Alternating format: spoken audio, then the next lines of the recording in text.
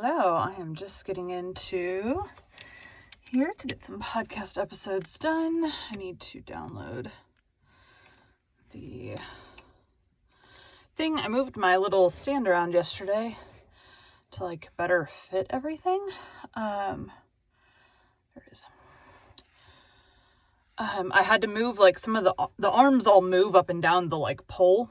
So I had to move a couple of the arms to better fit everything. Not that it was a bad fit before, because everything did work. It was just I can't really see this screen at this time or whatever. My phantom power is not on. There we go. And the phantom power the mic doesn't need phantom power, but my cloud lifter does. Because this mic picks up audio very, very quietly. And so I need something called I think there's other brands. I actually have the Cloud Lifter brand because I didn't have the time to research to make sure I was getting a good other brand. So, why did I just type in 22? It's 20.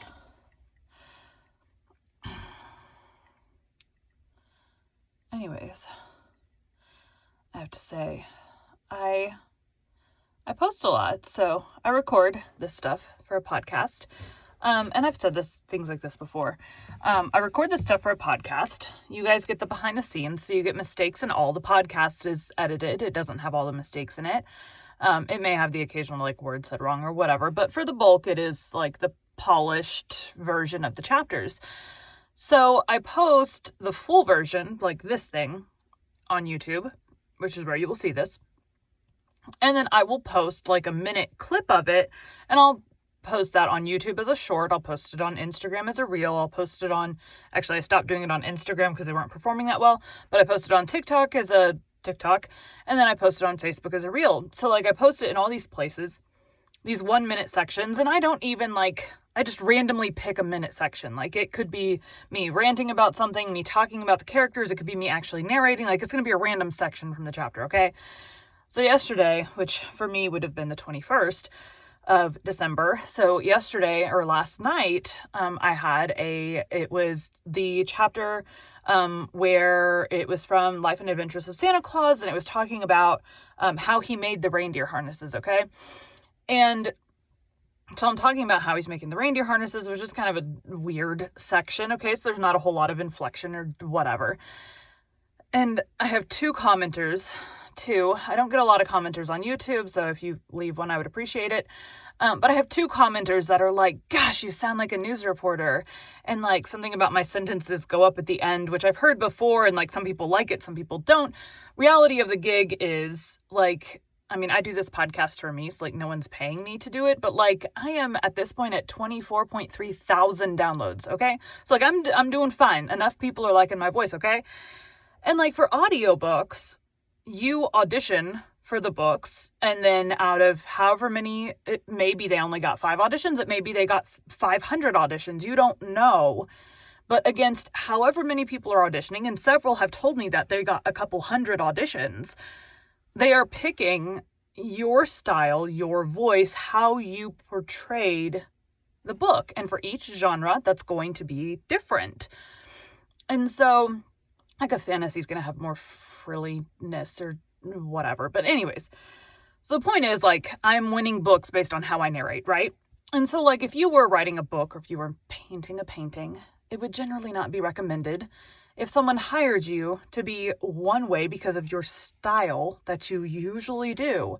It would not be generally recommended to suddenly change completely your style and how you paint the painting. If it were me and I hired someone to paint a painting expecting this and I got that, I'm not going to be happy about it, okay? Why did you decide to change that? So I'm anytime I've heard that, I'm I literally get hired because of the way that I talk. And based on reviews, I will get on the same audiobook. I love this book. I love the way she narrates. And I hate the way she narrates. Same book, two different perspectives.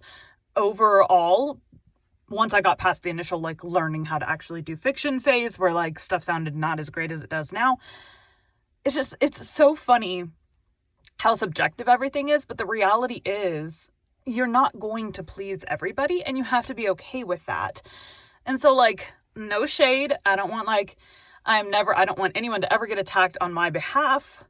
I could always delete the comments. I left them this time. I have had some very bad, like, not even bad on me, just like very little comments that I have deleted before. I did not delete these though, because they weren't, like, no hate. They were probably just trying to get a rise out of me. And I am, like, very much the type that's like, kill them with kindness, because, like, there's no point in blowing up. Like, what's going to happen with that? Either they're going to then post about you on their stuff, and it's probably not going to be in the right light or whatever. So, like, it doesn't benefit anybody for me to blow up at them. Like, it doesn't benefit me. They might be getting something out of it. I have no idea. But at the end of the day, like, review your favorite creators, your favorite podcasters, your favorite narrators, your favorite authors. Review their stuff. Even if you don't love their books, we appreciate all reviews that we get. If you leave a negative review, be constructive. Like, these two people said specifically what it was. Very constructive, helpful stuff.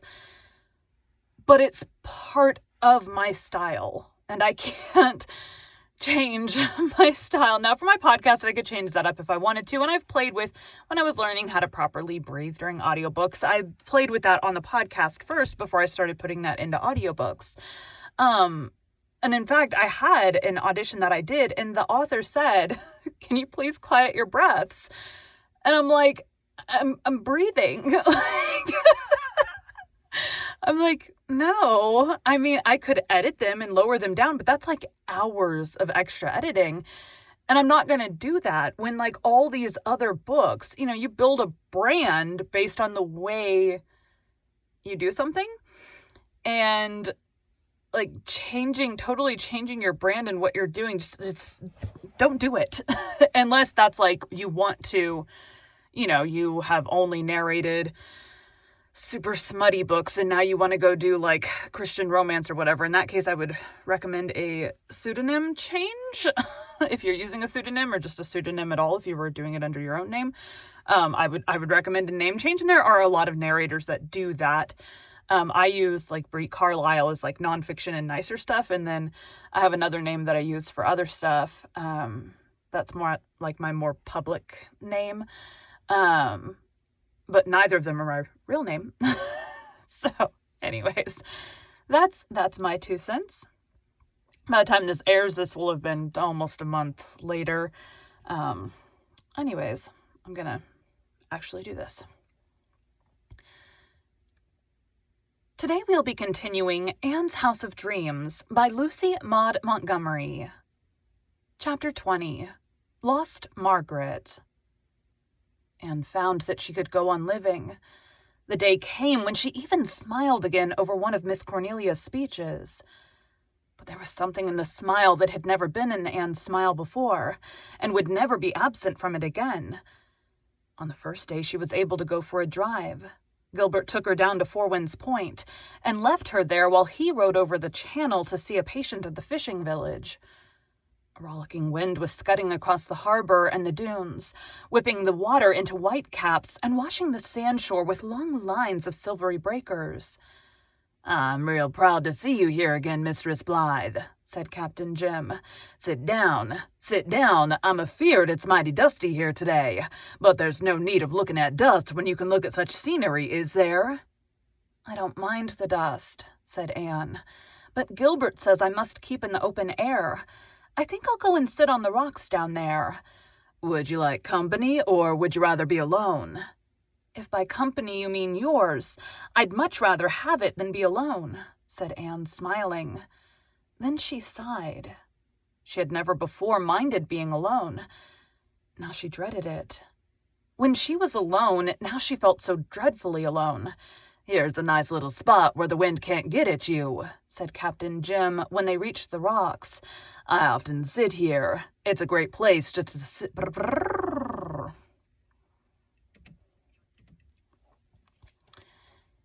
said Captain Jim when they reached the rocks. "I often sit here. It's a great place just to sit and dream." "Oh, dreams," sighed Anne. "I can't dream now, Captain Jim. I'm done with dreams." "Oh, no, you're not, Mistress Blythe. Oh, no, you're not," said Captain Jim meditatively. "I know how you feel just now, but if you keep on living, you'll get glad again. And the first thing you know, you'll be dreaming again. Thank the good Lord for it. If it wasn't for our dreams, they might as well bury us. How'd we stand living if it wasn't for our dream of immortality? And that's a dream that's bound to come true, Mistress Blythe. You'll see your little Joyce...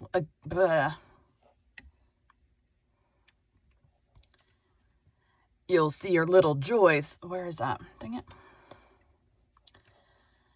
You'll see your little Joyce again someday." "But she won't be my baby," said Anne, with trembling lips. "Oh, she may be, as Longfellow says, a fair maiden clothed with celestial grace, but she'll be a stranger to me." "God will manage better than that, I believe," said Captain Jim. They were both silent for a little time. Then Captain Jim said very softly, "Mistress Blythe, may I tell you about lost Margaret?" "Of course," said Anne gently. She did not know who lost Margaret was, but she felt that she was going to hear the romance of Captain Jim's life. "I've often wanted to tell you about her," Captain Jim went on. "Do you know why, Mistress Blythe? It's because I want somebody to remember and think of her sometime after I'm gone. I can't bear that her name should be forgotten by all living souls, and now nobody remembers lost Margaret but me." Then Captain Jim told the story. An old, old forgotten story, for it was over 50 years since Margaret had fallen asleep one day in her father's dory and drifted. Or so it was supposed, for nothing was ever certainly known as to her fate. Out of the channel beyond the bar to perish in the black thunder squall, which had come up so suddenly that long ago summer afternoon. But to Captain Jim, those 50 years were but as yesterday when it is past. "I walked the shore for months after that," he said sadly, "looking to find her dear sweet little body, but the sea never give her back to me. But I'll find her sometime, Mistress Blythe. I'll find her sometime. She's waiting for me. I wish I could tell you just how she looked, but I can't. I've seen a fine silvery mist hanging over the bar at sunrise that seemed like her. And then again I've seen a white birch in the woods back yonder that made me think of her. She had pale brown hair and a little white sweet face and long slender fingers like yours, Mistress Blythe, only browner, for she was a shore girl. Sometimes I wake up in the night and hear the sea calling to me in the old way, and it seems as if lost Margaret called in it. And when there's a storm and the waves are sobbing and moaning, I hear her lamenting among them. And when they laugh on a gay day, it's her laugh, lost Margaret's sweet, roguish little laugh. The sea took her from me, but someday I'll find her, Mistress Blythe. It can't keep us apart forever." "I'm glad you've told me about her," said Anne. "I've often wondered why you had lived all your life alone." I need to redo that. There was too much spit in my mouth. "I've often wondered why you had lived all your life alone." "I couldn't ever care for anyone else. Lost Margaret took my heart with her, out there," said the old lover, who had been faithful for 50 years to his drowned sweetheart. "You won't mind if I talk a good deal about her, will you, Mistress Blythe? It's a pleasure to me, for all the pain went out of her memory years ago, and just left its blessing. I know you'll never forget her, Mistress Blythe, and if the years, as I hope, bring other little folks to your home, I want you to promise me that you'll tell them the story of lost Margaret, so that her name won't be forgotten among humankind." Thank you for joining Bite at a Time Books today, while we read a bite of one of your favorite classics. Again, my name is Bree Carlisle, and I hope you come back tomorrow for the next bite of Anne's House of Dreams. That is it. I was gonna do, I don't know how many chapters, but I'm gonna stop after 2 today. I'm pretty freaking far ahead right now. So today is my last recording day before Christmas, and then I will be back in town on we get back on the 1st, so on the 2nd I should be starting back up. I might wait till the 3rd. I think I gave myself till the 4th to actually have off from narrating, but I'll start, if I'm feeling up to it, I will start sooner. Thanks, guys.